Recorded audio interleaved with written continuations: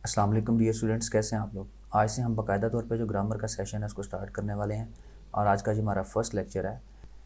Lecture को बाकायदा तौर पे शुरू करने से पहले दो इंपॉर्टेंट अनाउंसमेंट्स आपके साथ करना थी कि जो इंग्लिश ग्रामर में जो फिक्स पार्ट्स हैं जैसा कि टेंसेज है, पार्ट्स ऑफ स्पीच है या एक्टिव वाइज, पैसिव वाइज या डायरेक्ट इनडायरेक्ट हैं, जो कि फ़िक्स पोर्शन है ग्रामर या कंपोजिशन के पेपर में। इसको जो है मैंने आसान नोट्स में जो ले मैन है या जो बिगनर्स हैं उनके लिए कंपाइल करके ये नोट्स प्रिपेयर किए हैं। इसके अलावा जो ऐसे राइटिंग की बुक है that will be also very conducive and helpful for English ऐसे राइटिंग। तो ये दोनों चीज़ें जो है आप ऑब्टेन कर सकते हैं। इसके बाद जो है आज से हम जो है ट्रांसलेशन को बाकायदा तौर पे शुरू करेंगे सबसे पहले, क्योंकि हमने डिसाइडेड था कि मार्च में ट्रांसलेशन पे ग्रिप हासिल करनी है।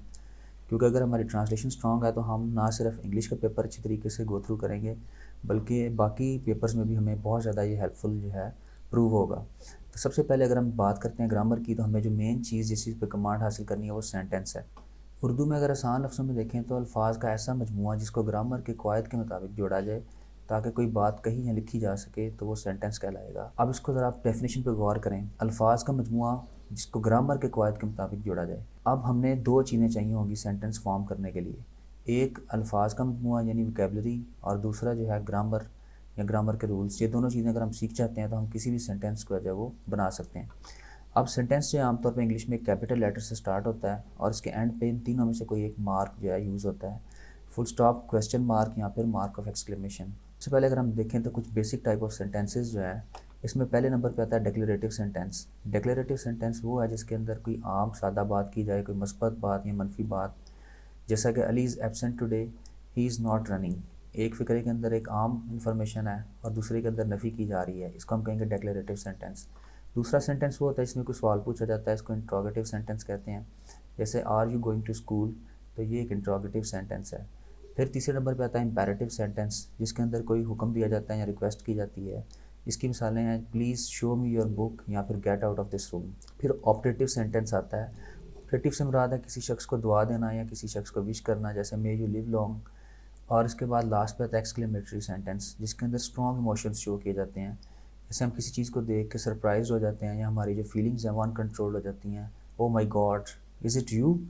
तो एक्टिविटी आपने ये करनी है, आपने जो है नीचे कमेंट सेक्शन के अंदर जो है आपने ये बताना है, जो मैंने फ़िक्रा हाईलाइट किया he is not my brother, ये किस टाइप का सेंटेंस है, इसका नाम देना आपने।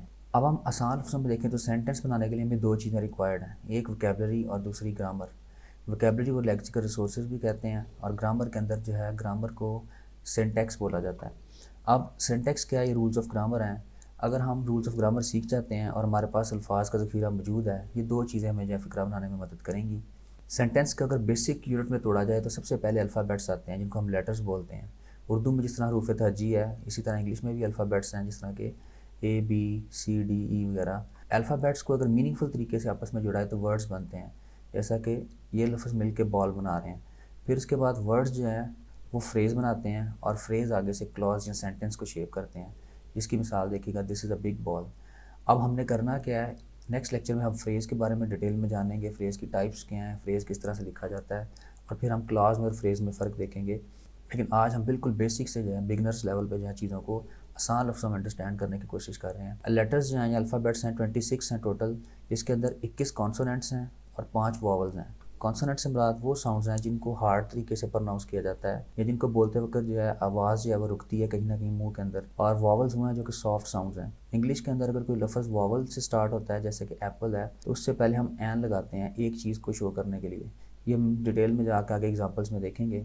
आज के लेक्चर में सिंपली हम चीज़ों के साथ इंट्रोडक्शन करेंगे और तीन बेसिक टाइप ऑफ वर्ड्स आपको पता होना चाहिए जिनकी आपको बहुत ज़्यादा ज़रूरत पड़ने वाली है। एक तो है नाउन्स।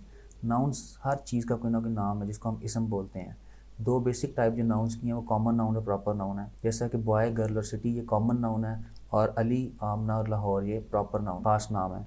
किसी भी फ़िक्रे के अंदर अगर काम हो रहा है तो जो चीज़ें या जो अल्फाज फ़ेल को शो करते हैं, काम को शो करते हैं, वो एक्शन वर्ड्स कहलाते हैं, जैसा कि गो, रन, ईट, जाना, दौड़ना या खाना। और लास्ट के अंदर एडजेक्टिव्स आते हैं। एडजेक्टिव्स क्या हैं, ये इसमें सिफ्त कहलाते हैं। किसी भी चीज़ की अच्छाई या बुराई बताने के लिए जो लफ्ज़ इस्तेमाल होते हैं वो एडजेक्टिव कहलाते हैं, जैसे कि गुड, बैड, ब्यूटीफुल, अच्छा, बुरा, खूबसूरत। अच्छा, एक्टिविटी अब ये है कि आपने 3 डिफरेंट टाइप ऑफ वर्ड्स बनाने हैं जिस तरह मैंने अभी बताए हैं, और एक लफ्ज़ आपने वॉवल साउंड के साथ बनाना है और इसको कमेंट सेक्शन में आपने कमेंट करना है। आज से बाकायदा जो होमवर्क भी स्टार्ट हो जाएगा, तो अगर आप एवेल्यूशन वाले सेशन में रजिस्टर होना चाहते हैं तो आप मुझे मैसेज कर सकते हैं, और इसके साथ जो आपको नोट्स और बुक जो है वो भी मिल जाएगी। Thank you so much.